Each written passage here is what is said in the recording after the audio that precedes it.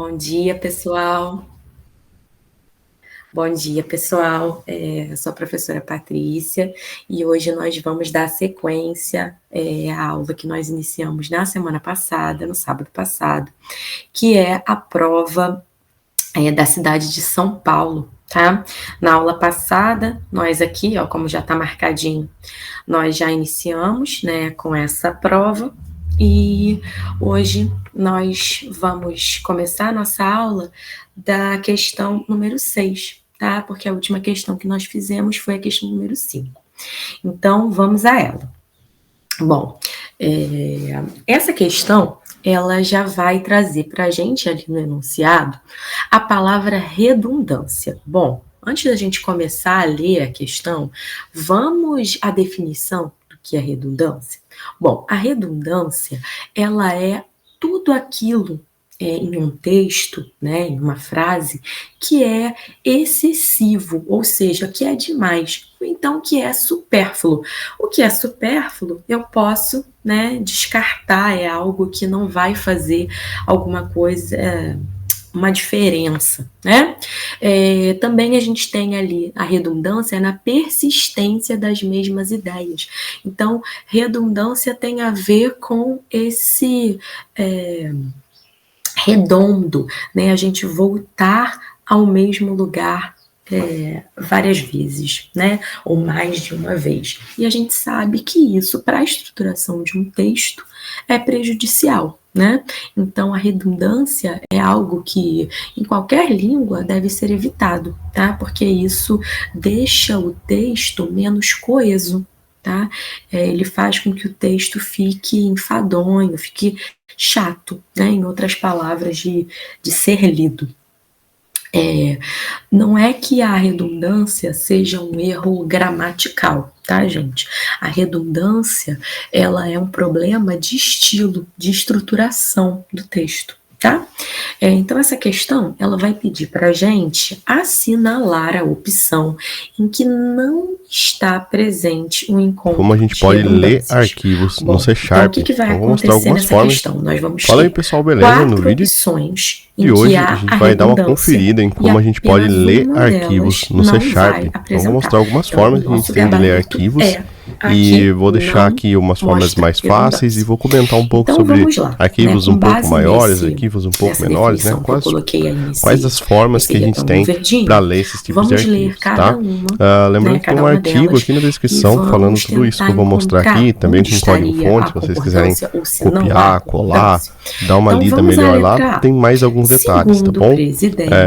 Todo esse conteúdo ele tá na nossa carreira.net, então se vocês quiserem acessar, conhecer mais .NET, aprender mais a fundo o C Sharp, ASP.NET e todo o ecossistema .NET, não deixem de acessar a nossa carreira Back-end Developer, o link está aqui na descrição desse vídeo, tá bem? E também não deixe de participar do nosso Discord, então estamos com 5 mil membros, mais de 5 mil membros no Discord, então é bem bacana, eu tô por lá todos os dias, né? Todos os dias colocando dicas novas, batendo um papo com vocês lá, então vale muito a pena. Balta.eu/Discord, o link também tá aqui na descrição. E também não deixe de seguir a gente no Instagram, tô sempre postando novidades no Instagram também. Então, Balta, a página tá crescendo no Instagram também, tá muito bacana, tá bom? Temos outras redes sociais também, vou deixar os links todos aqui na descrição desse vídeo, tá bom? Eu tô com uma aplicação aqui zerada, né, só um console que tá dando um Hello World aqui, tá? E eu tô no Windows aqui, mas esse tutorial ele vai funcionar para Mac ou Linux também, então não tem restrição em relação ao sistema operacional, tá bom? Obviamente os caminhos vão ficar diferentes, tá bem? Eu vou no Windows aqui, deixa eu trazer minha pasta dev aqui para vocês verem. Eu vou criar um novo arquivo aqui, vou chamar ele de textfile.txt, tá? Vou criar o TXT porque é o mais fácil pra gente ler aqui. Deixa eu abrir ele aqui no meu monitor e vou colocar aqui. Aqui está o conteúdo do nosso arquivo textfile.txt, tá bom? Então, vou colocar um conteúdo nele aqui, vou colocar aqui mais uma linha, esta os jogadores a última linha, beleza? Então um arquivo de texto bem simples aqui, então, ele está em c2.dev barra textfile.txt, tá? Eu já vou copiar esse caminho aqui e para facilitar para a gente aqui, vou criar uma constante do tipo string, que ela vai ser igual ao nosso caminho. Como o barra aqui é um caractere de escape, ou eu uso o arroba aqui na frente, tá? Para definir esse caminho. Deixa eu colocar file path, aqui o nome da constante, tá? Ou eu coloco arroba aqui para definir, ou eu coloco barra aqui, né, para quebrar esse caractere de escape aqui, tá bom? Então, do jeito que vocês preferirem aí, tanto faz para colocar isso aqui. Para a gente ler o arquivo, né, a forma mais fácil que a gente tem de ler o arquivo é usando o file, tá? Como eu estou no C# 10, .NET 6, né, eu não preciso colocar o system.file, tá? Então, esse é uma classe do .NET, essa classe file, que está dentro do system. Tá? Então como o .NET aqui já tem o implicit using, né, os using mais comuns aqui, ele já tem anexado no nosso sistema aqui, então a gente não precisa colocar o system, é só o file.read, tá? E aí a gente tem várias opções aqui, então a gente tem read all lines, all bytes, etc, depende do formato que você quer ler. Vamos usar aqui para começar o read all text, tá? E vamos passar aqui o nosso file path para ele, tá bem? Se a gente deixar o mouse em cima aqui, a gente vai ver que esse read all text aqui, tá? Ele retorna uma string, tá bem? Então se a gente olhar mais de perto aqui, ó, esse aqui retorna uma string, tá? Então eu posso vir aqui e colocar o var data igual file.readAllText, tá? console.writeLine data, tá? Porque data é uma string, então que ele já fez, né? Já mostrou pra mim que isso aqui vai ser uma string. Deixa eu tirar esse hello world daqui em cima, daqui de cima, e vamos abrir um terminal aqui pra gente conseguir dar um .NET Run para rodar essa aplicação, beleza? E aqui ele já colocou pra gente, ó, todo o conteúdo do texto, né? Então tudo isso, tudo que tinha no texto, ele colocou aqui. Tá bom? Uma outra forma que a gente tem, eu vou comentar isso aqui, esse código tá todo no artigo, que tá aqui na descrição desse vídeo, tá? Então, não precisa se prender muito aqui a digitar, você pode copiar de lá, tá? Uma outra forma que a gente tem é o file.read all-lines, tá? Isso aqui, qual que é a diferença desse pro read all text? O read all text, ele vai retornar uma string, como a gente viu, a gente deu um console.writeLine, console.writeLine no data direto, né? E aqui, se a gente tiver o data, né, uma variável aqui, a gente vai ver que ele vai retornar um array de string, tá? Um enumerador aqui no .NET. Então, o que a gente pode fazer aqui? Um for each var line in data, tá? E um console.writeLine no line, tá? Então, vou até concatenar aqui pra gente ver melhor, tá? Vou fazer o seguinte, ó, vou usar a interpolação de string, criar um contador aqui incrementando, ó, um count mais para ele printar aqui também o número da linha, tá? Vamos pro terminal aqui, vamos dar um clear, vamos dar um .NET Run novamente. E aí ele apareceu aqui, ó, linha 1, linha 2, linha 3. Então, nesse modelo aqui, eu tô lendo o arquivo, ó, linha a linha. Então, read all lines, né? Se você precisa ler o arquivo linha a linha. Nesse cenário aqui, por exemplo, você tá lendo um CSV, você tá lendo algum arquivo para carregar dados, ele é um cara bem bacana, tá? Vale muito a pena conhecer esse método também. E por último, né? Deixa eu colocar mais linhas aqui. A gente tem o Stream Reader, tá? O Stream Reader, como o nome fala, ele é um stream, né? Então ele vai ler uma porcentagem do arquivo por vez, né? Ele vai ler o arquivo em partes. O file, ele é muito simples e muito fácil de usar. Então é file.read, file.write, file.copy. Ele é uma classe estática, inclusive, que não precisa nem instanciar essa classe aqui. Porém, para trabalhar com arquivos maiores, né? Se você tentar dar um file.read, né, direto nele, tentar trazer tudo isso para a memória, pode dar um estouro de memória, né? Pode ocupar muito. Então, muitas vezes você quer ler pedaços do arquivo, né? Você quer usar o Stream Reader para fazer uma leitura parte a parte do arquivo. Aí, porque faz muito mais sentido. Às vezes é um arquivo muito grande, né? Para salvar arquivos também, vale a mesma coisa, tá? Então, a gente pode usar o stream aqui, e sempre que a gente usa um stream, Eu já comentei bastante isso no curso de C Sharp, né? No curso de Fundamentos de C Sharp. Também quem está usando o stream aqui, a gente precisa do using, né? Para dar o dispose nesse objeto no final. Então, não vou passar tantos detalhes aqui sobre construção e dispose de objetos e garbage collector. Eu já falo isso no curso também. Acho que é bem importante saber disso. Mas assim, usou stream, né? O stream pode ficar aberto por um tempo e isso não é legal. Então a gente pode usar, a gente deve usar o using aqui na frente, tá? Então, using var file igual new string reader, tá? E vamos passar o nosso algo que é quase que inalcançável, né? E extremamente é só uma palavra que vai trazer aí a ideia de intensidade. Então a gente poderia dizer, as questões da prova foram extremamente fáceis, tá? Então não tem uma correlação de significado. Esse extremamente aqui só está trazendo a ideia de intensidade, né? A intensidade ali da dificuldade, né, das questões. Então, o nosso gabarito é a letra E por essa razão. Tudo bem? Para poder complementar um pouquinho, né, aproveitando que a gente está falando sobre redundância, vamos relembrar algumas redundâncias, né, que nós vemos frequentemente para que a gente possa evitar e que a gente possa também estar atento a elas, caso ocorra na nossa prova, em outros momentos da vida, né, em outros concursos. Então vamos lá, conviver juntos. Quem convive já está junto, né? Então, isso é uma redundância. Elo de ligação, outra redundância, se a elo já está ligando. Encarar de frente, né? Ninguém encara de costas, porque no verbo encarar eu já tenho cara, né? Então, cara está à frente. Baseado em fatos reais. Bom, gente, se é um fato, é porque é real, tá? A palavra reais aí, ela é redundante, tá? Hemorragia de sangue. Bom, vai ser hemorragia de quê, né? Só pode ser hemorragia de sangue. Consenso geral. Bom, se é um consenso, se há um senso entre todos, é porque é geral.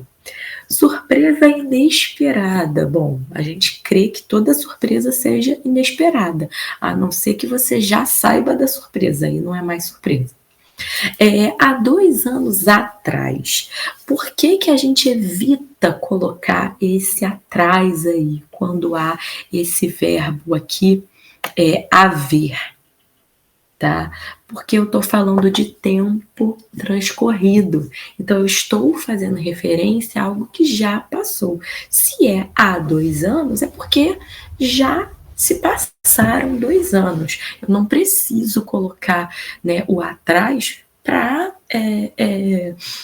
posicionar essa ação no passado, porque esse verbo aí, ele já traz para a gente a ideia de que essa situação se passou no passado, né? Sorriso nos lábios. Professora, mas eu já vi em livro isso acontecendo, né? Como eu disse a vocês, a redundância, ela não é um erro gramatical.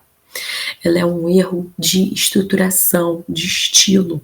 Então, às vezes acontece de um poeta, de um escritor que está lá escrevendo a sua prosa, querendo dar vários detalhes, né? De acabar sendo redundante. Mas isso é aquilo que a gente vai chamar de uma licença poética, tá? No nosso caso aqui, estamos fazendo concurso, a gente deve evitar esse tipo de construção, tá?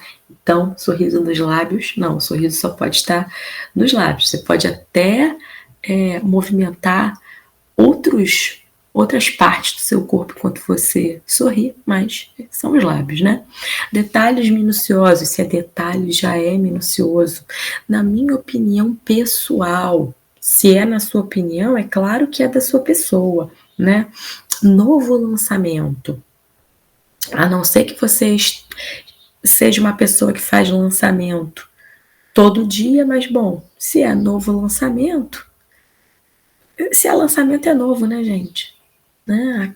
Mesmo que você lance várias coisas ao dia, várias promoções, você, né, tem lançamentos diferentes, mas é sempre lançamento, não é novo lançamento, né? Essa ideia é redundante. Antecipar para antes, não. Conclusão final, ganhar grátis, subir para cima, descer para baixo, manter o mesmo, metades iguais, né? Lembra aquela situação de irmãos, né? Que um divide e o outro escolhe, né? Se é metade é porque é igual, se tem diferença é porque não é metade.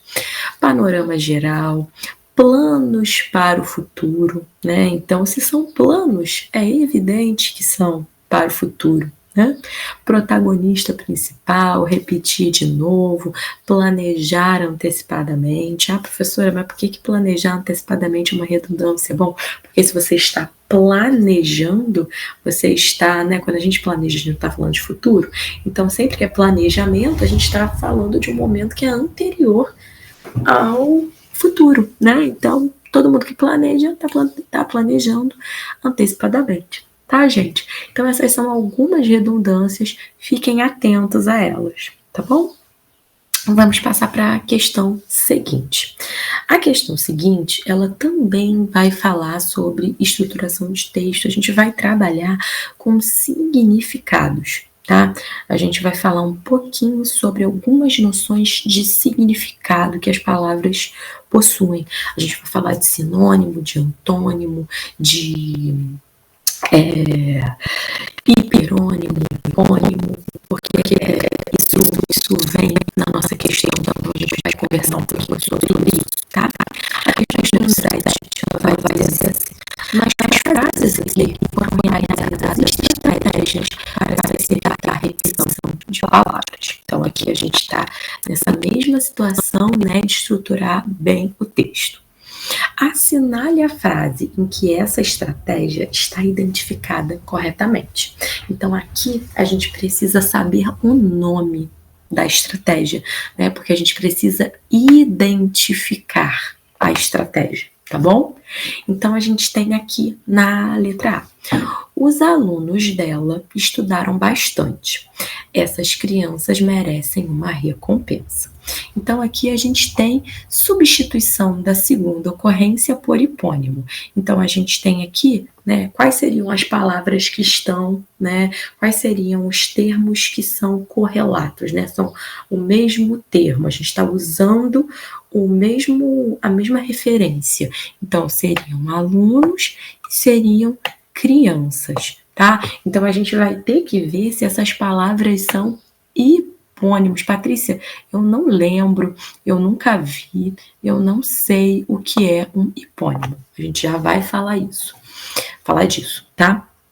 Examinando os discos, Pedro decidiu vender aqueles que ele não escuta mais. Substituição da segunda ocorrência por uma qualificação. Então, olha só. Examinando os discos, então aqui a gente tem a palavrinha discos, vender aqueles que ele não escuta mais, tá? Então, discos e aqueles são a mesma referência, né? Fazem referência à mesma coisa. E aqui a gente tem uma qualificação. Pessoal, quando a gente falou de adjetivo, né? Eu expliquei a vocês, eu acho que, se eu não estou enganada, na primeira ou na segunda aula, que eu falei um pouquinho sobre os adjetivos, eu expliquei a vocês que nós temos alguns adjetivos que eles servem para caracterizar, né, para descrever um objeto ou um indivíduo, e existem aqueles que a gente usa para qualificar, tá? Quando a gente trata de qualificação, nós estamos falando de uma característica que é subjetiva, tá? Então, é como se fosse uma opinião, tá? De alguém. Então, quando eu digo assim, eu achei aquela bicicleta feia, tá? Então, nesse feia aí eu tenho uma qualificação. Eu estou qualificando aquela bicicleta, né? Aquele objeto como um objeto feio, tá? Então, discos e aqueles, isso parece ter uma qualificação, uma subjetividade? Não, né? A gente tem aqui, na verdade, uma referência que é bastante objetiva, né? Não tem ali uma ideia de que eu estou analisando e julgando a qualificação daquele disco. Então a gente já sabe que essa aqui não é a opção gabarito, né? Por essa questão da qualificação. Vamos para a letra C. Ele ofereceu a ela um buquê de rosas. E, fato impressionante, essas flores não murchavam. Então, a gente tem aqui, né, a palavrinha flores e a gente tem aqui a palavra rosas, né? As duas fazendo referência ao mesmo termo, né? A mesma ideia. A gente tem aqui substituição da segunda ocorrência por um hiperônimo.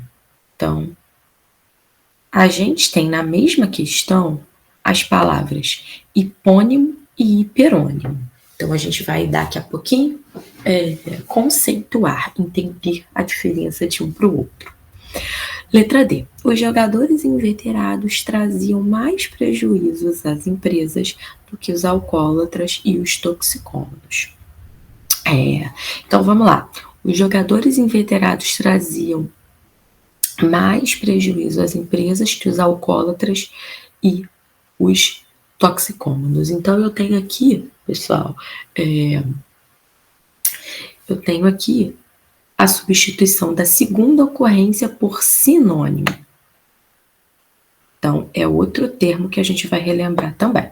E aí, quais seriam as palavras, então, de que se está falando, né? Do que o texto está falando? Alcoólatras e toxicômanos. Alcoólatras e toxicômanos, né? Então, a letra D está dizendo que alcoólatras e toxicômanos seriam sinônimos. Bom, se você não lembra o que é sinônimo, a gente já vai ver. E letra E. O tribunal decidiu punir os emigrantes e liberar os imigrantes. Substituição da segunda ocorrência por parônimo. Outra relação de sentido também que nós temos aqui. Parônimo. Tá? E aí, quais seriam as palavras em questão? Emigrantes e imigrantes. Tá? Então, é uma questão que vai pedir para a gente identificar, né? Ver, né? Se é hipônimo, se é hiperônimo, se é sinônimo ou se é parônimo. Vamos relembrar tudo isso, né? Porque não é por acaso que todas elas terminam em ônimo, né? Esse ônimo aí, ele vai fazer referência aos nomes, tá? Então, a gente vai ver sempre relações de sentido entre os nomes. Vamos começar? Bom, sinônimo, gente. O que é esse sinônimo? Vamos observar esse prefixo sim. Esse sim, ele vai ter a ver com a semelhança, né? Com a sincronicidade. Vocês que são de educação física, que falam sobre nado sincronizado, né? Sincronizado é que está ao mesmo tempo, né? Tudo feito ali no mesmo tempo. Então, esse sim de sinônimo é o mesmo de sincronidade, né? De sincronicidade, perdão, de síncrono, né? Ao mesmo tempo. Então, são palavras que são semelhantes, tá bom? Então, são palavras que possuem significados muito próximos, tá? Existem, pessoal, sinônimos perfeitos e existem sinônimos imperfeitos. Bom, o que seria isso, né? Sinônimos perfeitos são palavras que possuem significados idênticos, tá? Como após e depois, tá? Então, essas palavras têm significados idênticos. O que seriam sinônimos imperfeitos? Bom, já seriam palavras que têm ali o mesmo significado, né, ou significado semelhante, mas que não são idênticos como gostar e estimar, tá? Então, aqui, eu trago exemplinhos para vocês de sinônimos perfeitos e sinônimos imperfeitos. Então, ó, perfeito, bonito e belo, alfabeto e abecedário, após e depois, léxico e vocabulário. Então, fazem referência às mesmas ideias. E aqui, impaciente e ansioso são sinônimos imperfeitos. Obeso e gordo, né? A gente vê aqui uma diferença, né? Entre um e outro, embora sejam muito próximos. Alegre e feliz, feio e horrível, né? A gente tem alguma diferença aí, mas eles são próximos, né, no significado. Eles são imperfeitos por isso, porque eles não são idênticos, tá? Mas são muito próximos, ok? Então, sinônimo é essa relação de semelhança, tá? Já o antônimo, ele vai ter essa ideia de palavras que têm significados opostos. Tudo bem, na nossa questão não havia, né, nenhuma referência a antônimo.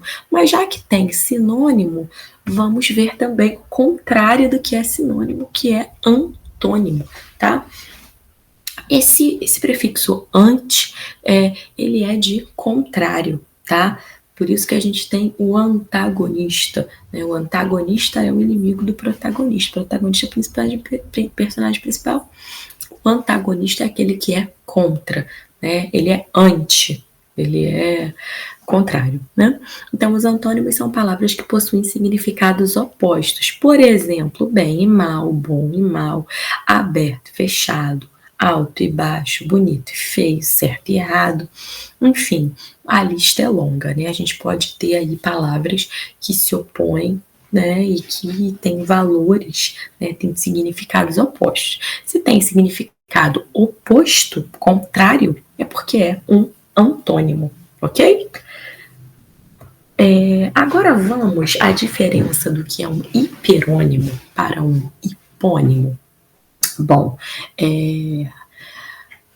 hiper tem a ver com maior e hipo tem a ver com menor, correto?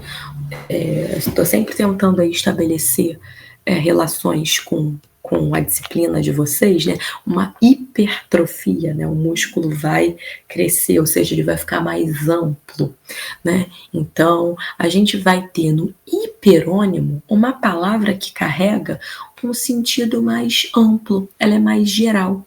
E o hipônimo seria uma palavra com sentido mais específico, mais restrito, né?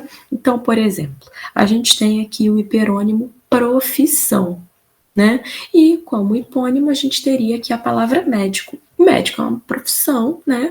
Mas é mais restrita, mais específico. Flor e hortênsia, né? A gente viu ali em uma das nossas opções, né, flores e rosas, né? Então, flor seria o hiperônimo e rosas seria o hipônimo. Inseto e mosca, ferramenta, martelo, rio, solimões e etc, né, gente? Então, a gente vê aqui que o hiperônimo, ele vai estabelecer essa relação de sentido ampla e o hipônimo uma relação de sentido restrito, ok? Outro par que a gente tem, né? A gente viu, então, agora, sinônimo e antônimo, hiperônimo e hipônimo, e vamos ver agora também os parônimos e os homônimos, tá? Esse homônimo, ele vai ter a ver com algo que, né, palavras que tenham escrita ou pronúncias iguais, mas sentidos diferentes, tá? Um homônimo, ele vai ter somente a escrita ou a pronúncia igual, mas o sentido vai ser diferente, tá? Então, por exemplo, uma palavra que a gente diz que é homônima, homógrafa, tá? Esse grafas aqui tem a ver com grafia, então tem a ver com a escrita, tá? Então elas vão ser escritas, né, de maneira idêntica, mas elas vão ter aí uma pronúncia, pode ter uma pronúncia diferente, tá? Então, a grafia é igual. Eu tenho aqui, ó, colher, né? Aquilo que eu utilizo para comer, e colher. Então, aqui eu tenho, ó, como se fosse um acento agudo, né? Colher, e aqui colher, né? Então, eu vou dizer, eu vou colher. Você vai colher o que plantar, né? Você vai usar a colher para comer. Então, esses aqui são homônimos homógrafos, tá? Porque eles são palavras que têm a mesma grafia, mas que vão ter uma pronúncia e sentido diferente, tá? Homônimas homófonas. Esse fonas aqui vai ter a ver com fonação, vai ter a ver com som, tá? Então, grafia tem a ver com a escrita e escrita. Deixa eu ver se eu consigo escrever. Então, com a escrita, né, com a grafia. E esse fona vai ter a ver com o som, tá? Som. Então, elas vão ter o mesmo som, mas elas vão ter sentidos diferentes. Então, ó, cozer, com a letra Z, né, elas vão ter também uma grafia diferente. Cozer, com Z, é cozinhar. Agora, cozer, com S, é costurar. Então, a gente pronuncia do mesmo jeito, tá? A gente pronuncia do mesmo jeito, só que a gente escreve de jeitos diferentes, tá? E também vamos ter significados diferentes, tá? O homônimo, ele tem sentidos, significados diferentes, tá? O que ele pode ter é ou a escrita igual, ou o som igual, ou os dois, tá? Que é o que a gente vai ver aqui. Se eu tenho uma palavra que é uma homônima perfeita, tá? O que seria esse perfeita? É porque ela é homógrafa e homófona ao mesmo tempo. Ou seja, ela tem som e escrita igual. Ah, professora, mas isso não tá lá na nossa questão. Não tem problema. Mas se caiu parônimo, se caiu hiperônimo, se caiu hipônimo, né? E sinônimo, por que não cairia antônimo? Por que não cairia homônimo? Então, isso aqui é conteúdo da gente, sim, tá? Então, ó, quando a gente tem palavras homônimas perfeitas, é porque o som e a escrita... O som e a escrita são idênticos. A única coisa que vai se distinguir é o significado, o sentido, tá? Um exemplo de palavras homônimas perfeitas em língua portuguesa é manga, fruta, e manga, parte da roupa, tá? Então, essas palavras, elas são homônimas perfeitas, ok? Então, é isso. As palavras homônimas, elas podem ser homógrafas, homófonas ou as duas, né? Quando elas têm ambas as características, né? De escrita e som idênticas, tá? E aí, professor, o que seria, então, um parônimo? Bom, um parônimo é o seguinte, gente. São palavras que possuem a escrita ou a pronúncia parecida. Então, o homônimo, né, esse homo aqui, tem a ver com igual. E esse para aqui tem a ver com ser parecida, tá? Vocês que são professores de educação física, né, tem esse para aí, né, tentando fazer sempre relações com aquilo que é do universo de vocês, né? Paralimpíadas, esse para aí é de parecido, né? O que é a Paralimpíada? A Paralimpíada é a Olimpíada das pessoas com deficiência, né? Só as pessoas com deficiência física. Então, é um tipo de Olimpíada, né? Aqui, nós no parônimos, nós vamos ter a escrita e a pronúncia parecidas.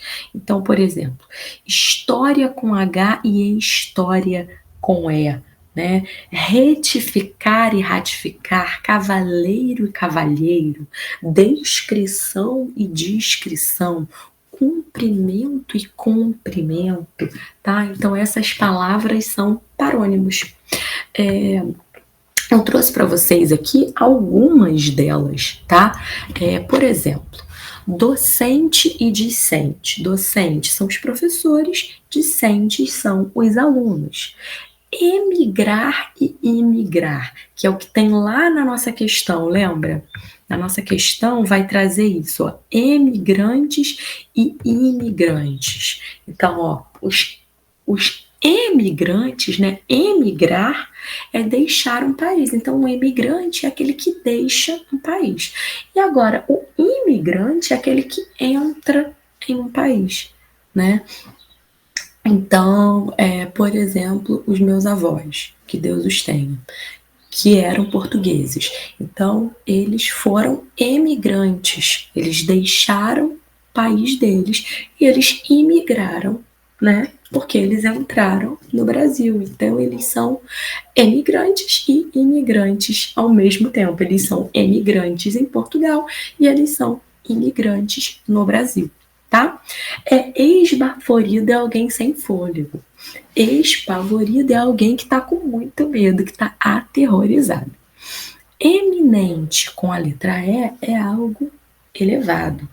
E iminente com a letra I é algo que está ali prestes a ocorrer. Estada tem a ver com a permanência das pessoas e estadia tem a ver com a permanência de veículos. Flagrante é algo que é evidenciado, né? E fragrante tem a ver com o perfume, tem a ver com fragrância. Fluir, transcorrer, decorrer. E fruir, desfrutar, né? Usufruir é desfrutar.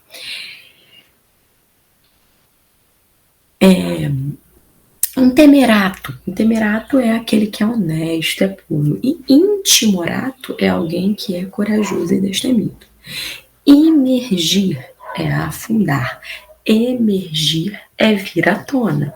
Inflação é preço alto. Infração, né, é uma violação, que a gente tem lá no código do Detran. Infligir é aplicar a pena, né? O juiz inflige pena a alguém. Infringir tem a ver com infração, tem a ver com violação. Mandado judicial, né?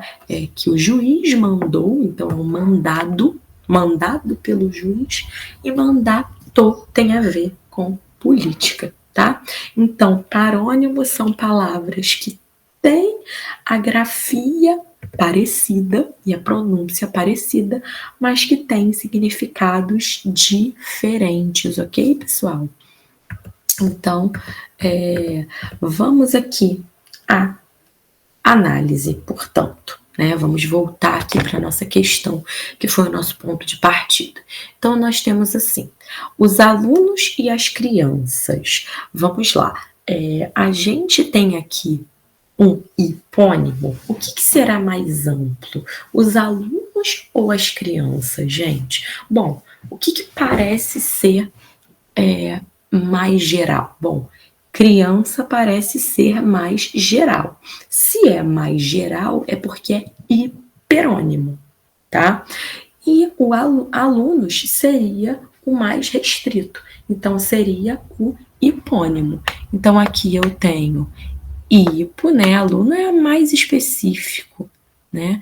Pode haver várias crianças num recinto, mas pode não haver nenhum aluno meu, né? Então, aqui a gente tem alunos hipo e crianças hiper, né? Hipônimo. Então, vamos ver se faz sentido essa questão? Diz assim, a substituição da segunda ocorrência por hipônimo. Não, né? Porque a segunda ocorrência é de hiperônimo. Então, a letra A está aí incorreta, né? Se fosse a substituição da segunda ocorrência por hiperônimo, estaria correta. Vamos para a letra C. Rosas e flores. Hiperônimo é o maior e hipônimo é o menor, né? Então, vamos ver se isso está certo? Então, olha só, rosas são mais específicas. Então, aqui eu tenho um hipônimo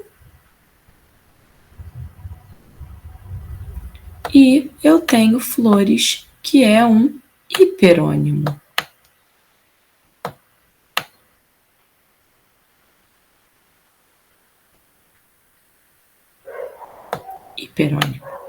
Tá?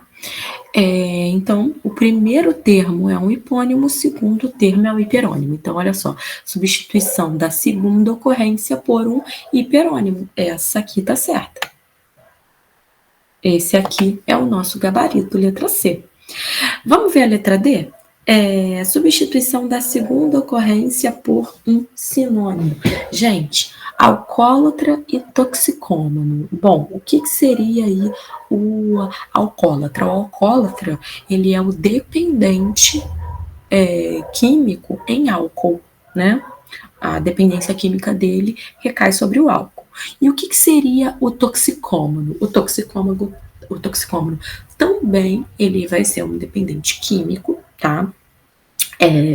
Porém, a dependência química dele vai recair sobre outro produto, que são entorpecentes, são narcóticos, tá? É por isso, inclusive, que se tem o AA, né, que é os alcoólicos anônimos, né, e o NA, que são os narcóticos anônimos. Então, são dois tipos diferentes de dependência, né, de dependência química. Então, na realidade aqui, essas palavras não são sinônimos, né? Eu chamar uma pessoa que seja alcoolista, né, alcoólatra, de toxicômano, não é exatamente aquilo que ela é, né? Ela é dependente química, mas ela não é toxicômana. Ok, gente? Então, a gente está aí falando de dois tipos diferentes de dependentes químicos, mas eles não são sinônimos, tá? Eles guardam,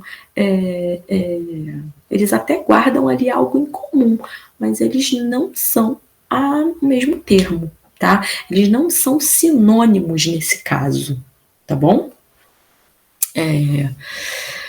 E a letra E. O tribunal decidiu punir os emigrantes e liberar os imigrantes. Então, olha só, lembra do que a gente falou agora?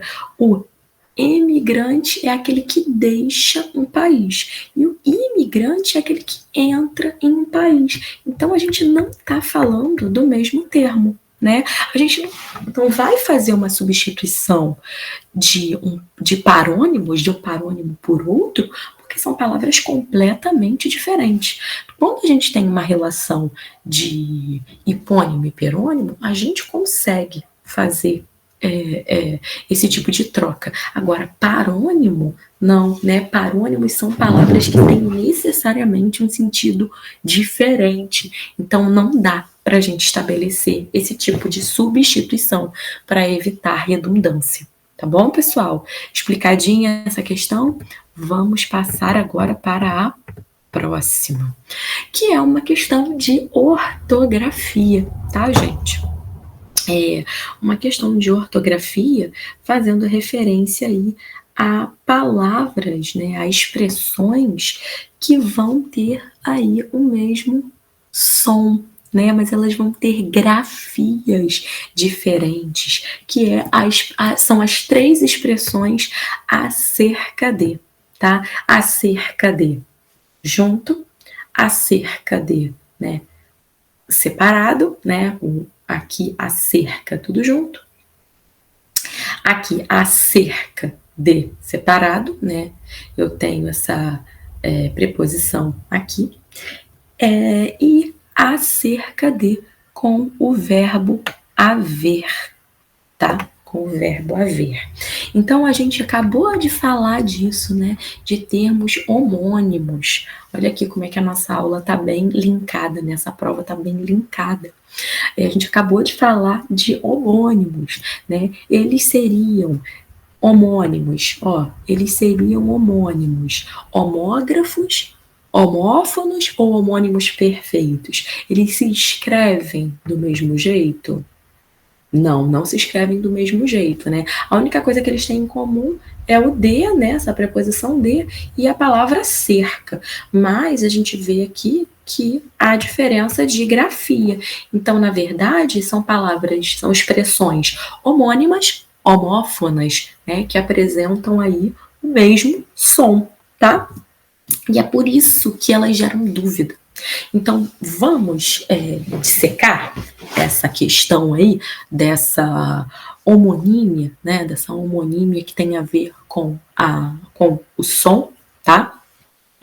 São essas homônimas homófonas. Então, quando eu tenho a expressão acerca de, a palavrinha acerca aí aglutinada, eu estou falando que a respeito de ou sobre. Tá? Então, estávamos conversando acerca da viagem. Então, estávamos conversando sobre a viagem. Então, vamos voltar lá na nossa questão e vamos substituir o acerca junto por sobre? Então, olha só. Vamos ver se tem alguma aqui com o acerca junto. Estavam... Vamos substituir aqui pelo sobre. Será que vai rolar? Eu não sei porque que acontece isso com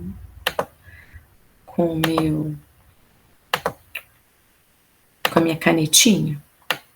Sobre. Vamos ver se vai rolar. Sobre.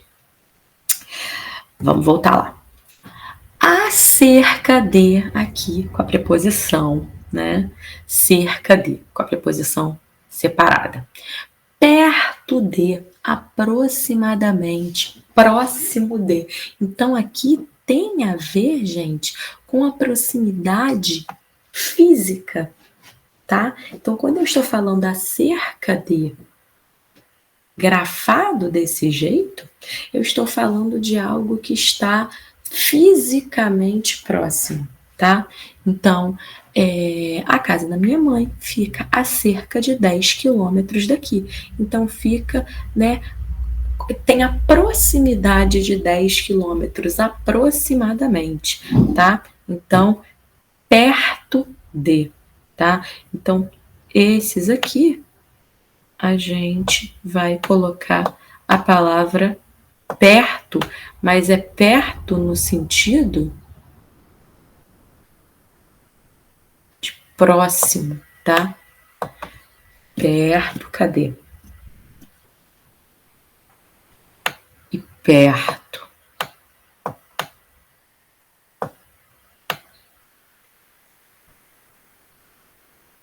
Perto. E, por fim, a gente vai ter essa relação aqui de tempo, tá, gente? Então, a gente vai ter aqui uma relação de tempo, acerca de, com o verbo haver. Tem sentido de tempo decorrido, que significa desde aproximadamente, faz aproximadamente, tá? Então, o e-book foi lançado há cerca de 2 meses. Então, há mais ou menos 2 meses, tá? Esse A com H, tá? De haver. Então, aqui a gente tem uma relação de tempo, tá?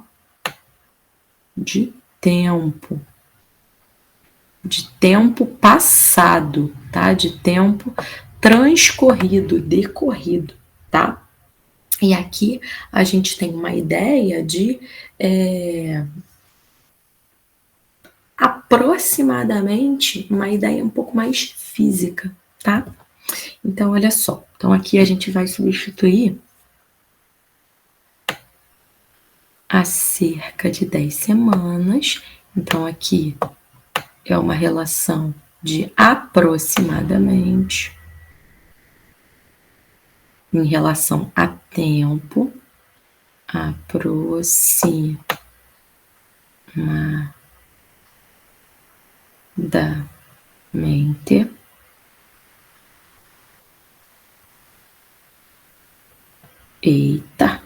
aproximadamente. E aqui também a gente tem o acerca, que seria o aproximadamente.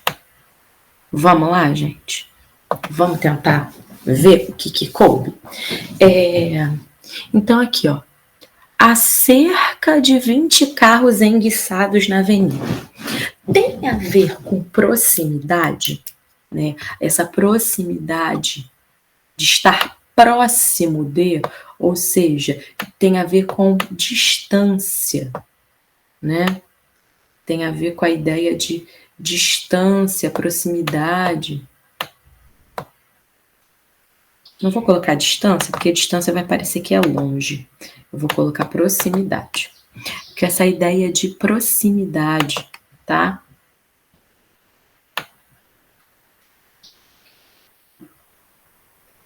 Proximidade. Vou deixar assim, proximidade, tá? É isso? É perto de 20 carros? Não, né? Então, aqui, na verdade, não faz sentido a letra A, né? Não é essa, né? Acerca aí não vai ser essa questão do perto, próximo de 20 carros enguiçados na avenida. Então, a gente não marca essa opção, tá? Letra B. Os livros foram vendidos há cerca de 10 semanas. É aproximadamente? Os livros foram vendidos há aproximadamente 10 semanas? Sim, faz sentido, né? É até bem parecido com o exemplo aqui. O e-book foi lançado há cerca de 2 meses. Sim, né? Estou falando aqui de tempo. Então, o nosso gabarito aqui, letra B. Letra C. Os clientes esperam o médico há cerca de 2 horas. Não, quando eu estou falando de tempo transcorrido, eu vou utilizar o quê? O há cerca de com ideia de tempo transcorrido. É com o verbo haver. Então, essa aqui também não é uma boa opção para gente. Né? Então, aqui tinha que ser o A com H, tá? E a letra D. O padre falou por horas acerca do pecado original. Ele falou acerca, tempo passado? Não, ele falou sobre, né? Ele falou sobre o passado original. Então, aqui tinha que ser o acerca junto. Porque é sobre, né? O acerca junto aqui, ó, é sobre. Então, ele falou sobre o pecado original. Ele falou acerca do pecado original junto. E a letra E. Os policiais estavam a cerca de 100 metros do assaltante? É sobre? Eles estavam sobre 100 metros do assaltante? Não. Aqui a gente tem essa ideia de proximidade, tá? Então, a gente não vai marcar essa opção, porque aqui não é essa ideia de sobre, né? Na verdade, a ideia que se quer dizer aqui é o acerca de, separado. Por que que o acerca de é separado? Porque é desse que a gente está falando, da proximidade e da distância, tá? Esse conceito de próximo, de algo, tá? Então, essa questão aí é uma questão que, se você sabe a diferença entre essas três palavras aí que são homônimas, né, essas três expressões que são homônimas, você enfrenta essa questão facilmente, tá? Ok, gente? Alguma dúvida aqui? Eu não falei da letra A, né? Aqui seria A, no sentido de existir. Há cerca de 20 carros. Então, esse cerca de 100. Aqui, esse A seria de existir, tá, gente? É de tipo, existem 20 carros enguiçados na avenida. Há 20 carros enguiçados na avenida, tá? Isso aí não tem a ver com tempo, tem a ver com existência. Essa letra A aí é uma pegadinha, tá? Esse A aqui é no sentido de existir, tá? Então, tem, né? Existem. A pessoa está querendo dizer isso, né? Que tem mais ou menos, que tem cerca de, né? 20 carros enguiçados na avenida, tá bom? Ok essa questão, gente? Tranquilo? Vamos passar adiante. Vamos para a última questão dessa prova aí de São Paulo. No ensino da produção escrita, um dos processos didáticos é a reescrita de frases. Bom, então essa prova aí de São Paulo, ela mexeu muito com essa questão de estruturação de texto, né? Ela traz aí essas referências. Assinale a opção que apresenta a frase em que houve uma substituição inadequada de uma oração reduzida para uma forma nominalizada, tá? Sempre que eu estiver falando de oração reduzida, é porque eu estou falando de verbos que estão no gerúndio. Patrícia, o que é gerúndio? Na língua portuguesa é o NDO, tá?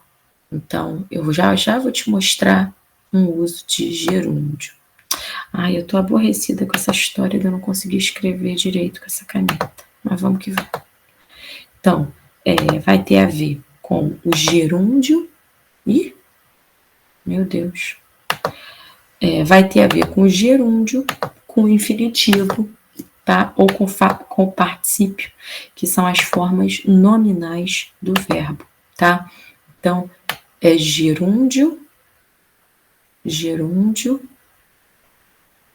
infinitivo ou particípio, tá? Infinitivo.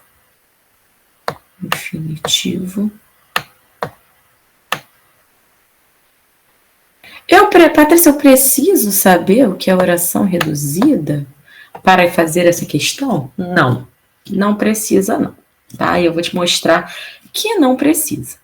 Olha só. Letra A. O que a gente vai ter que fazer na questão? Ver a substituição inadequada, aquilo que não ficou legal, né, na substituição. O inteligente aprende errando e o sábio aprende com o erro dos outros.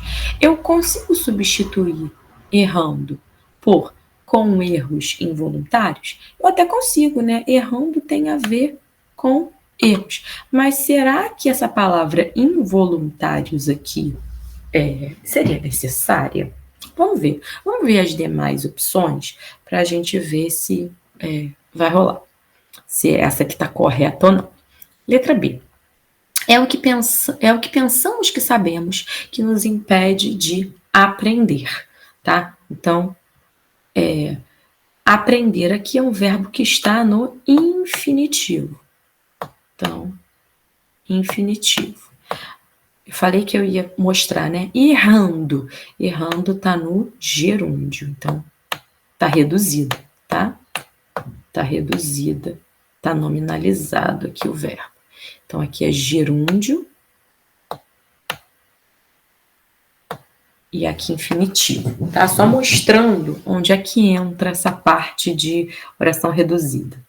Então, aqui eu tenho um verbo no infinitivo, tá reduzido, tá?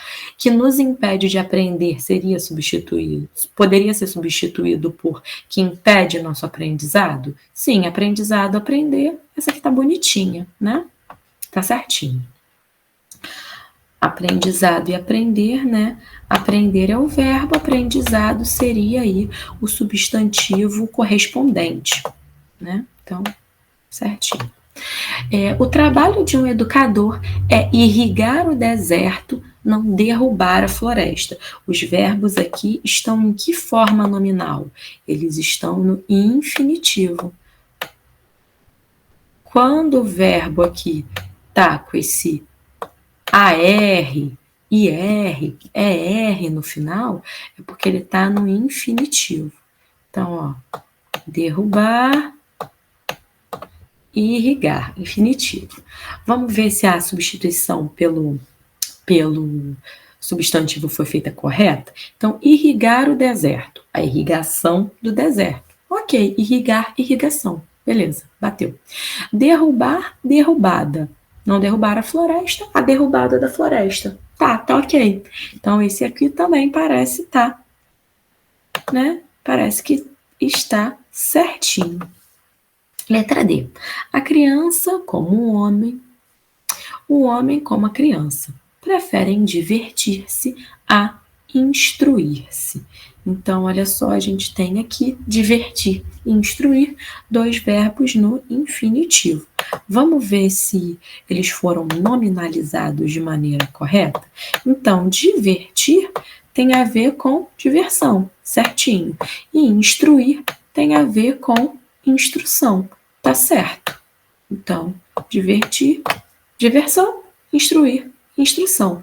Corretinho. Beleza. Certo. Letra E. A educação é o que resta depois de ter esquecido tudo aquilo que se aprendeu na escola. Então, olha só, eu tenho aqui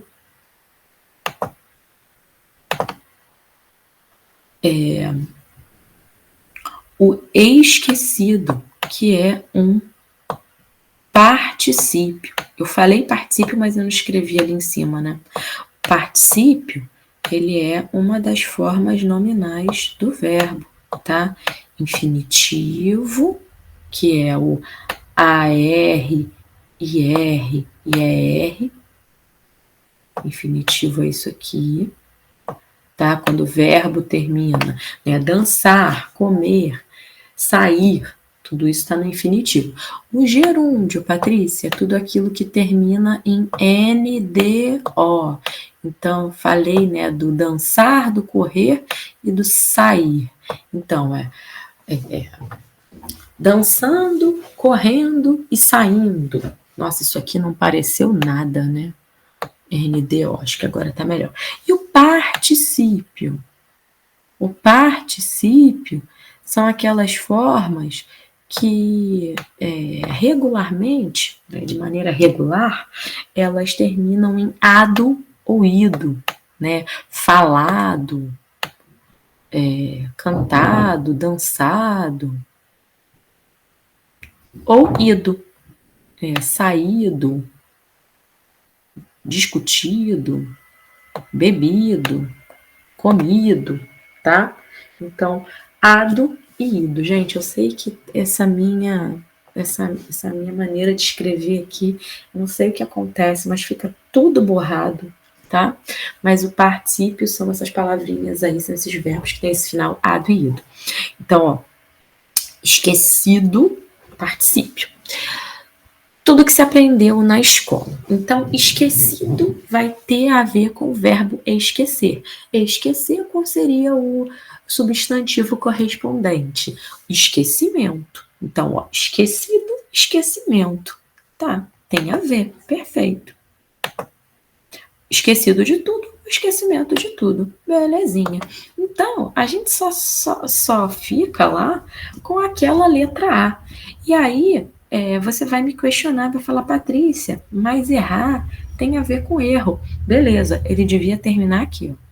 O inteligente aprende com os erros, ou com seus próprios erros. Agora, erros involuntários, isso aí já não é uma substituição perfeita, concorda comigo?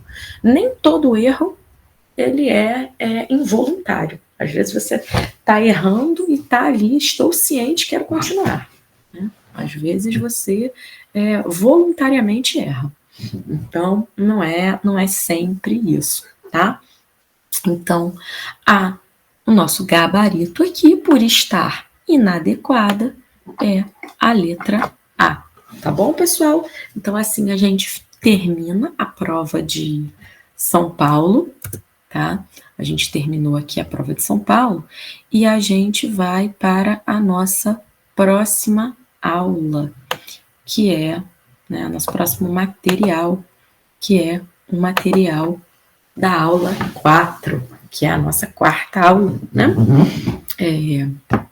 A gente vai hoje até às 10 horas, então a gente ainda tem aqui uns 20 minutinhos, a gente consegue dar conta de algumas questões. Outras questões vão ficar para a próxima, tá? Então, vamos lá. Vamos iniciar aqui com a primeira questão. Então, a gente tem assim, abaixo estão 5 frases com um termo sublinhado que foi retomado a seguir. Assinale a opção em que o tipo de retomada foi caracterizado de forma adequada. Então, a gente vai falar aqui agora sobre retomada de termos, né? Estamos vendo aí algumas questões que têm a ver com essa questão de estruturação de texto, né? Um termo retomar o outro, né? Evitar redundâncias. A aula hoje está sendo muito sobre isso, né? Sobre esse tema. Então, vamos a ele. Então, a gente tem que selecionar a forma adequada. Estamos em busca daquilo que é correto. Então, olha só, letra A. Os deputados estudam agora um projeto de lei que impediria o governo de acumular déficits. Esse projeto de lei foi apresentado por políticos que querem limitar as despesas governamentais. Então, a gente tem a retomada pela repetição do mesmo termo. Sim, a gente tem, né? O termo que está aqui, projeto de lei, foi retomado, belezinha, com um sentido diferente. Não, se é esse projeto de lei, é porque ele tem a ver justamente, né? Ele faz referência a esse aqui. Então, eles são iguais. Então, não tem sentido diferente, é o mesmo sentido, tá? Então, a letra A, a gente descarta. Letra B. Quando desci do barco, o chalé dos pescadores se impôs imediatamente aos meus olhos. A varanda chamava atenção por sua cor alaranjada. Então, a gente tem aqui retomada por um termo representante de uma parte. Então, aqui a gente tem o chalé dos pescadores e na oração seguinte aqui, né, no período seguinte, a gente tem a varanda. O chalé seria aqui o todo, né? O chalé é a construção inteira. Então, ele é o todo. E a varanda, gente? A varanda, ele é o quê? Uma parte do chalé, tá? O chalé é o todo. E a varanda, ela é uma parte do chalé, tá? Então, se eu tenho aqui, ó, a varandinha, varanda.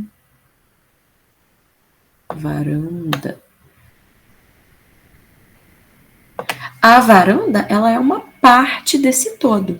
Então, retomada por um termo representante de uma parte. A varanda é a parte do todo. Então, essa aqui, por enquanto, parece ser a opção correta, né? Ela parece ser o nosso gabarito, mas vamos olhar as próximas. Vamos ver se tem alguma pegadinha, alguma situação. Mas a letra B, gabarito. Várias pessoas não hesitam em percorrer longas distâncias para passar as suas férias à beira-mar. Esta paisagem lhe assegura uma tranquilidade total. Então, ó, o que retoma é essa paisagem. Falei na aula de hoje sobre qualificação. Quem é que lembra do que é qualificação quando a gente está falando sobre alguma coisa, né? Está utilizando aí esse tipo de relação de qualificação. Qualificação é um processo subjetivo, tem a ver com a minha opinião. Quando eu qualifico um termo, eu estou dizendo o que eu acho dele. Então, lembra do meu exemplo lá no início da aula sobre a bicicleta? Eu acho aquela bicicleta feia. Então, o feio aí é uma qualificação, é uma opinião pessoal, é algo que eu estou ali colocando um julgamento de valor, estou valorando, estou qualificando. Beira-mar e paisagem, eu estou qualificando, estou dando uma qualidade, né? Aquela pessoa tem muitas qualidades, ou seja, coisas que a gente vai julgar, né, como positivo. Eu tenho aqui uma qualificação? Não, é bastante neutro, né? Essa paisagem. Eu não falei nada sobre a qualificação da beira-mar, se é bom, se é ruim, se é bonito, se é feio. Então, não, tá? A gente já falou sobre isso na aula de hoje. Letra D. No fim do dia, as nuvens tinham invadido todo o céu e se mostravam ameaçadoras. Então, a palavra aqui é ameaçadoras. Essa ameaça nos forçou a voltar para casa rapidamente. Então, ó, ameaçadora e ameaça. Repetição de termo idêntico? Não. O que é algo ameaçador? Né? É algo que propõe uma ameaça, né? Que implica uma ameaça. Então, ameaçador, que tipo de palavra, Patrícia, é ameaçador? Se eu tivesse que dizer que tipo de palavra é essa, eu diria que essa palavra é um adjetivo, né? É um adjetivo aí que vai trazer uma qualificação, tá? Porque se é ameaçador, eu estou dizendo, né? Olha esse adjetivo aí colocando um juízo de valor na situação, né? As nuvens tinham invadido o céu e se mostravam ameaçadoras. Eu estou qualificando essas nuvens, né? As nuvens eram ameaçadoras. Belezinha? Estou qualificando. Ameaça aqui vai ser um substantivo. Então, o que aconteceu aqui? Eu transformei a palavra ameaçadora, que é um adjetivo, no substantivo, tá? Então, ameaçadora é uma palavra que é denominal, ou seja, ela vem aí de um substantivo, de um nome que é ameaça. Então, não é termo idêntico. Então, essa aqui também está descartada, tá? Vamos descartá-la. Letra E. No alpinismo, os iniciantes temem frequentemente as fendas e as plataformas instáveis. É preciso dizer que certas fendas são bastante impressionantes. Então, olha só. Fendas aqui, né?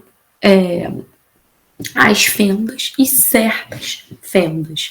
A gente tem aqui uma repetição, né, da palavra fenda. Patrícia, mas esses certas aí tá especificando que não são todas, que são algumas. Tá, mas olha só, eu vou te provar que não é específico. Por quê? Se eu digo que uma certa pessoa me ligou, eu estou definindo, especificando quem é a pessoa? Não, né? Então, é a mesma coisa que eu dizer aqui que algumas fendas são bastante impressionantes, tá? Esses certas aqui são algumas, tá? A palavrinha algumas, a palavrinha certas, elas vão ter a característica de pronomes indefinidos. Se eu estou indefinindo, é porque eu não estou sendo específico, tá? É por isso que a letra E, ela é uma opção aí que parece estar certa, mas ela não está correta, tá? Porque essa palavra aí, esse certas, algumas, isso aqui é característica de pronome indefinido. Então, na verdade, eu não estou especificando, eu estou indefinindo, tá? Isso aqui é indefinido.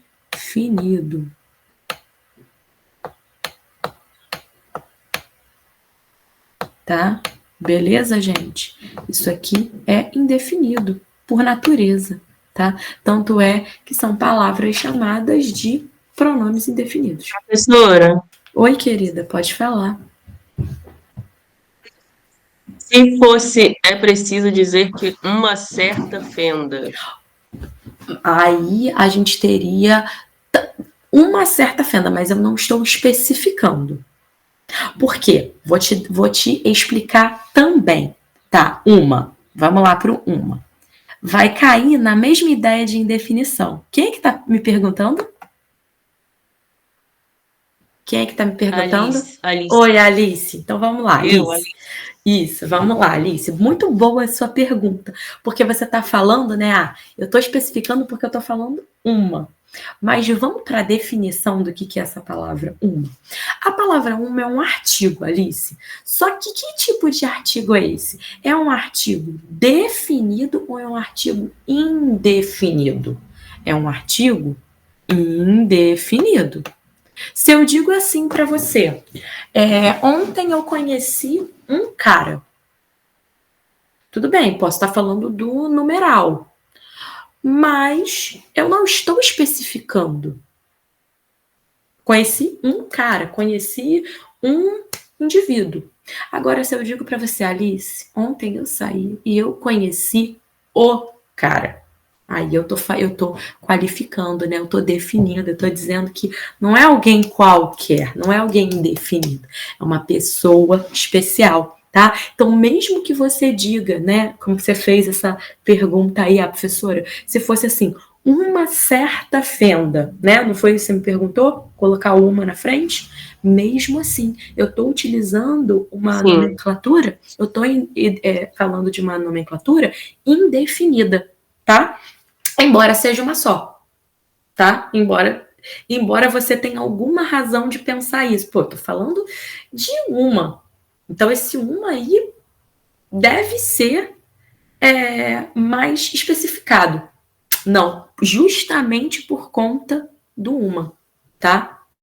Justamente por conta do uma, que vai ser aí um artigo indefinido. Ele é usado para indefinir. Belezinha? Respondi sua pergunta? Ficou claro? Sim, muito obrigada. Por nada, querida, fique à vontade, tá? Gente, essa interação de vocês é ótima, porque olha só que pergunta inteligente, né? Essa pergunta foi ótima, né? E que tinha tudo a ver com o que a gente estava falando, né? Essa questão de indefinição.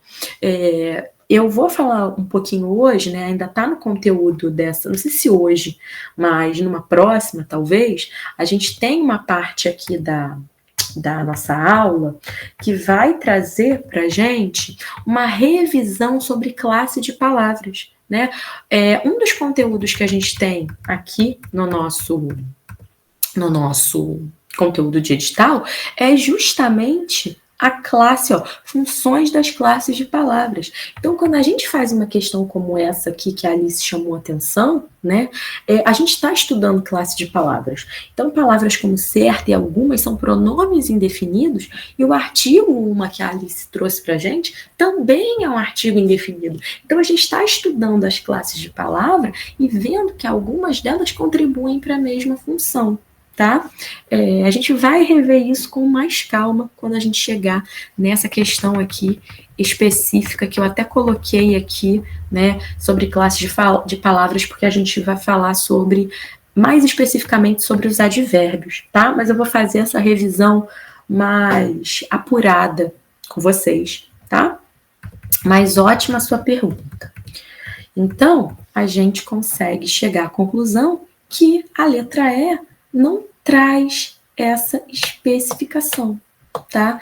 Traz, na verdade, uma indefinição. Então, de fato, o nosso gabarito é a letra B, né? Aquela que a gente já havia parado para pensar e viu que varanda é uma parte do todo, que é o chalé. Vamos lá.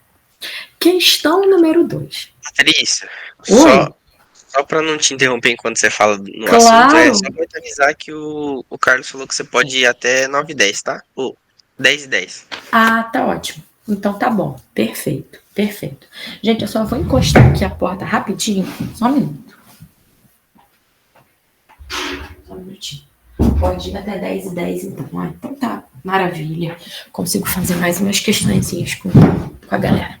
Então vamos lá. Essa questão número 2 vai dizer assim: assinale a única forma aceitável das frases a seguir. Então, esse aceitável aqui, a gente não tem nenhuma dica do que é. Né? Quando eu faço as questões, né, porque eu também faço as questões das provas que eu aplico aqui para vocês, né? A gente vai trabalhando os conteúdos. Eu gosto quando a questão ela já me diz o que sobre o que ela é, porque aí eu já penso imediatamente no tema, né? Essa aqui é o tipo de questão que a gente tem que pensar sobre o que ela é. Eu faço esse trabalho para vocês. Então, essa questão aqui, ela vai falar sobre uso de pronomes pessoais, tá? Então, antes da gente começar com essa parte da questão em si, a gente vai fazer aqui uma revisão desse conteúdo, do que são os pronomes pessoais. Gente, os pronomes pessoais são aqueles utilizados para fazer referência. Ai, meu Deus. Deus amado. Eu vou tentar escrever. Ai, gente. Eu queria ter uma ferramenta para conseguir escrever direitinho, mas não consigo. Se alguém... Eu tenho tablet. Eu acho que eu vou tentar na próxima aula dar um tablet, que eu acho que ele escreve melhor. Pronomes pessoais. Por que eles são chamados de pronomes pessoais? Porque eles são usados para falar das pessoas do discurso. Patrícia, eu não lembro o que são as pessoas do discurso. Pessoais. Eu não lembro quais são as pessoas do discurso. Beleza, a gente vai falar agora, tá? Então, existem 3 pessoas no discurso. Eu, você ou tu, ele ou ela. Isso no singular. Então, a primeira pessoa é a pessoa que fala. Sou eu, tá? Então, a primeira pessoa do discurso, a primeira pessoa do singular, sou eu. A segunda é tu ou você. Só lembrando aqui, gente, que você não é um pronome pessoal. Você é um pronome de tratamento, tá? Ele só tá escrito ali para a gente poder entender, né? Porque a gente usa o tu e o você como a mesma coisa, mas o você, ele não é um pronome pessoal, ele é um pronome de tratamento. Por quê? Porque ele é vossa mercê, tá? Vossa mercê é um pronome de tratamento. Ele tá ali de intruso, tá? Tratamento. É um pronome de tratamento. Mas a gente, informalmente, né, diz que tu e você, né, por fazerem referência a pessoas, seriam pronomes pessoais, tá? Mas você é pronome de tratamento, só para deixar claro. O pronome pessoal de segunda pessoa, né, que é para quem se fala, né, tu, e a terceira pessoa é de quem se fala. Então, quem fala? Eu, com quem se fala? Tu, e de quem se fala? Ele ou ela. E a gente vai ter também, a gente tem aqui o singular, né? E a gente aqui vai ter o plural. Qual é o plural de eu? Nós. Então, nós é a primeira pessoa do plural. Vós, vocês é pronome de tratamento também, tá, gente? Você e vocês é pronome de tratamento. Então, ó, vós. Ai, Patrícia, mas ninguém usa vós mais. Concordo. A gente usa vocês, né? É como se vocês... Você e você é como se já tivesse perdido essa característica de pronome de tratamento, né? Um pronome aí que está em mudança de função, né? Mas o vós é o pronome, tá? Ainda consta na gramática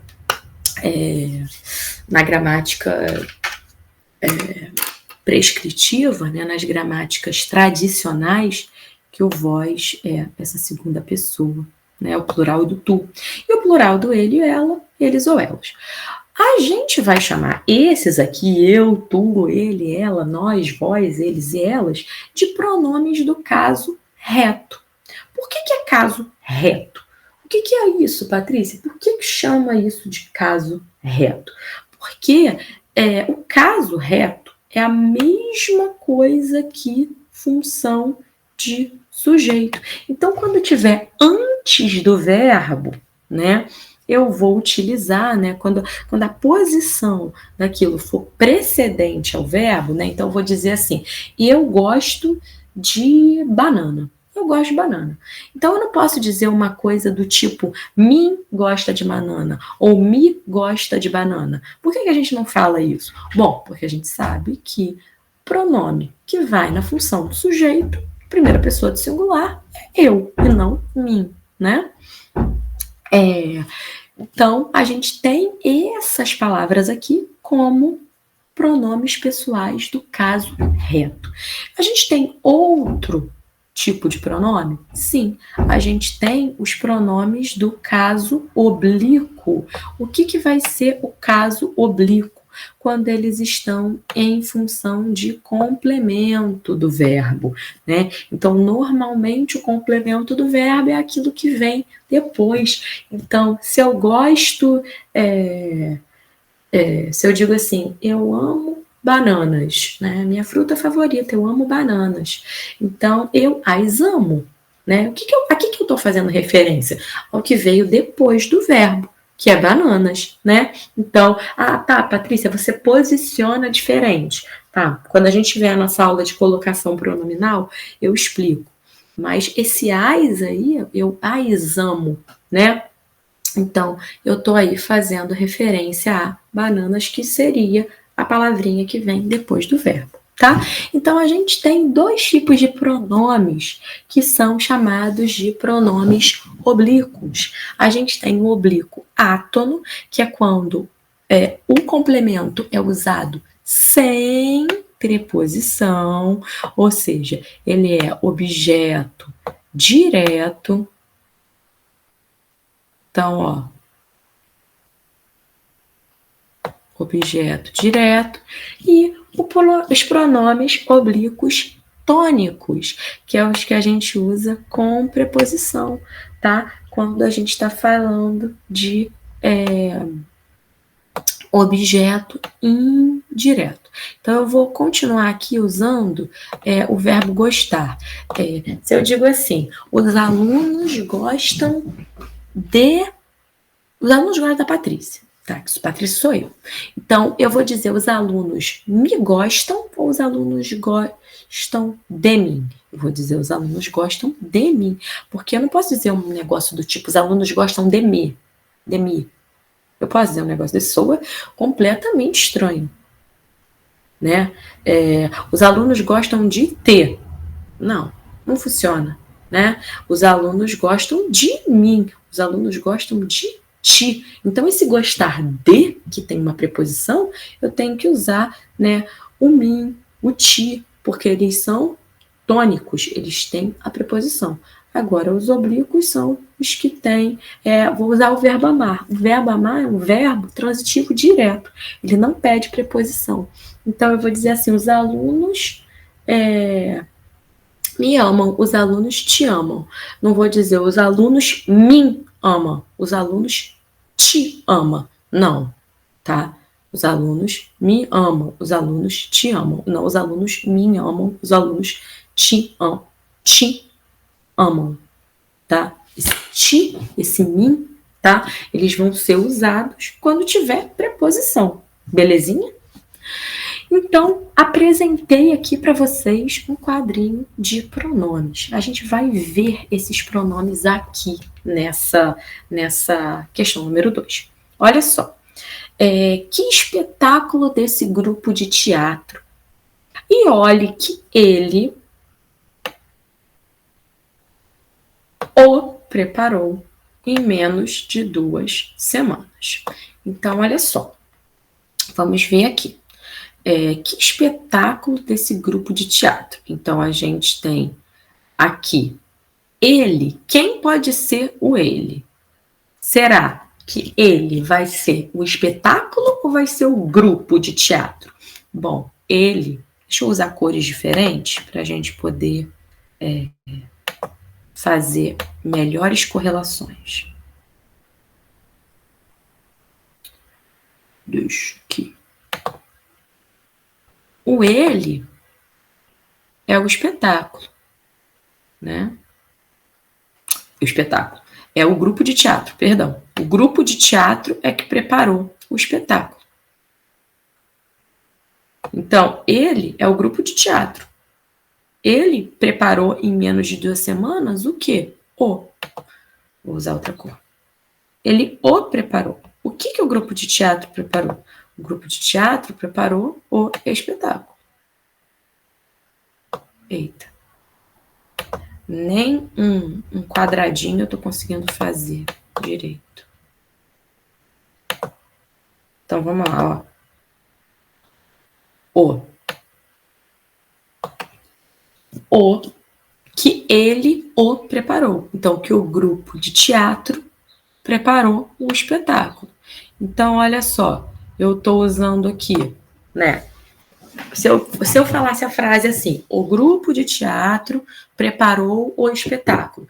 Então, o grupo de teatro é ele, sujeito da frase. Então, ó, sujeito, ele preparou, o grupo preparou o espetáculo. Então, o grupo é o sujeito.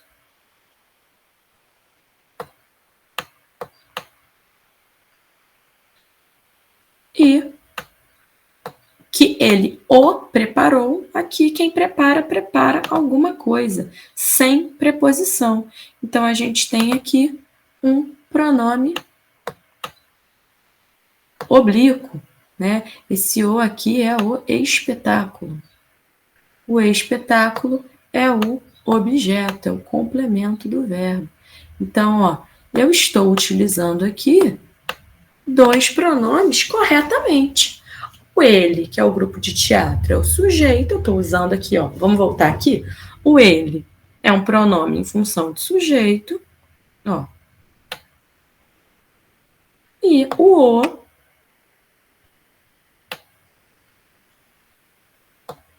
porque se eu falasse assim, ele preparou ele, aí eu ia entrar em parafuso, né? Porque ele, junto, assim, ele preparou ele, dá um bug, né? Ele preparou ele. Tá, tudo bem, eu posso até fazer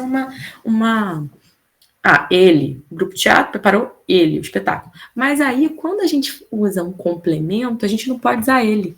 Tá vendo? Que o ele não tá aqui como possibilidade. Como pronome de objeto direto, tá, gente? Quem prepara alguma coisa.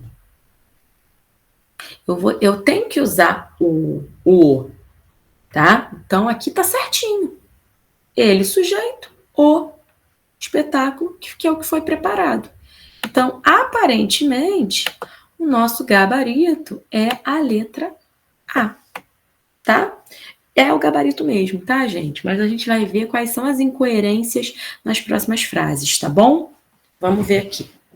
Letra B. A multidão esperava ansiosamente que começasse o desfile. Quando foi dado o sinal, eles aplaudiram com entusiasmo. Gente, esse eles aqui tá fazendo referência a quem? Porque assim, na frase anterior, eu tenho o desfile.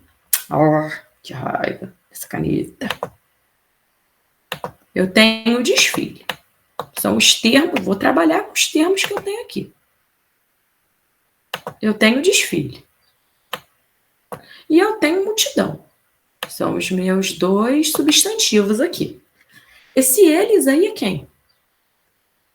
Ah, Patrícia, é claro que é multidão, né? Quando foi dado o sinal, eles, ou seja, eles, a multidão. Tá, você concorda comigo que aí eu tenho que fazer uma analogia, né? Eu tenho que parar para pensar, entender que multidão é um grupo grande de pessoas, e aí pessoa está no plural. Você entende que eu tenho que construir todo um pensamento em relação ao significado da palavra multidão? Então, eu não tenho aqui uma retomada pronominal perfeita. Qual seria a retomada? Multidão é o quê? Se eu for substituir a palavra multidão por um pronome, eu vou usar o quê? Eu vou usar a multidão. Ela. Então, aqui, esse eles não combina, não combina, né? Não substitui perfeitamente a palavra multidão, porque multidão é ela. Ela aplaudiu com entusiasmo. Ela quem? A multidão. Agora, se eu digo eles, você que é inteligente, você que é fluente na língua portuguesa, rapidamente a gente faz essa conexão, óbvia, né? Pra gente que fala português. Se a gente não falasse português com tanta fluência, fazer esse link ia demorar. Então, multidão tem a ver com ela, o pronome pelo qual eu substituo multidão, tá? Então, a pessoa do discurso aqui é a terceira pessoa do singular. E eu estou usando o que para referir a multidão? A terceira do plural. Eu estou usando eles, tá? Eles. Então, entende que aqui não tá bacana? Letra C. O guia encontrou seu grupo pouco tempo depois de abrirem as portas do museu. Ele lhes explicou o roteiro da visita que fariam. Então, olha só. Eu tenho aqui o guia e seu grupo. O guia é ele. Beleza. O guia é ele. Agora, esse lhes aqui. Lhes não está no plural? Então, a palavra referente tem que estar no plural. É seu grupo. Ah, Patrícia, mas um grupo é um grupo de pessoas, então é a eles. Mas aqui teria que ser lhe explicou, porque grupo está no singular. Então, aqui a concordância tem que ser feita com a palavra grupo. Patrícia, mas isso é... Grupo é muita gente, isso é evidente, não é? Tudo bem, é evidente pra gente que sabe língua portuguesa pra caramba. É por isso que a gente às vezes se trumbica, porque a gente sabe muito português, né? A gente consegue fazer essas conexões. Mas, na verdade, é ler, né? Ele lhe explicou a seu grupo, né? Ou então, ele explicou, né, ao grupo, né? Então, é sem esse lhes. Lhes não, tá? Quando foi a vez de Bernardo dirigir-se à turma, ele lhes falou do seu passatempo favorito. Novamente, Bernardo... Ai, meu pai. Bernardo... Eu já vou terminar a aula, tá, o Eduardo? Só vou terminar essa questão, tá bom? Que é rapidinho. Beleza, pode terminar. Bernardo é ele. E eu tenho aqui a turma. Novamente, Patrícia, turma é um monte de criança, é um monte de adulto, é um monte de adolescente junto. Mas eu não vou poder usar o lhes aqui, porque a minha referência, né, está com uma palavra que está no singular. Então, ele lhe falou a turma, tá? E a letra E, o Ministério da Educação prepara uma nova lista de cursos para mestres. Eles, quem é o eles? Ah, Patrícia, eles é o Ministério da Educação. Não, é ele. O Ministério da Educação é ele, é o órgão no singular, ok? Pessoal, então eu vou finalizar nossa aula. A gente viu esse conteúdo hoje sobre pronomes pessoais, né, do caso reto, do caso oblíquo. A gente volta a esse assunto. O primeiro assunto que a gente retoma na próxima aula são pronomes. A gente vai falar um pouco mais sobre o que são pronomes, né? A gente vai falar também na próxima aula sobre relações de coordenação e subordinação e vamos falar sobre classe de palavras, tá? Então, esses vão ser os conteúdos das próximas aulas, ok?